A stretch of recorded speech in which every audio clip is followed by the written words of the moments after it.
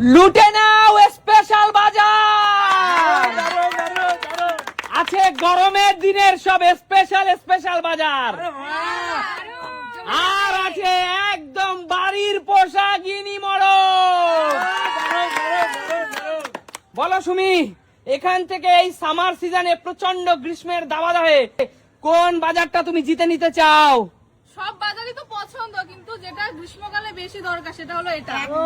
আরে ওখানে আছে ঝিঙে, শসা, করলা, বেগুন এবং ছোলা বেগুন, তার সাথে গন্ধরাজ লেবু। একদম মানে গ্রীষ্মের ফুল প্যাকেজ, তাই তো?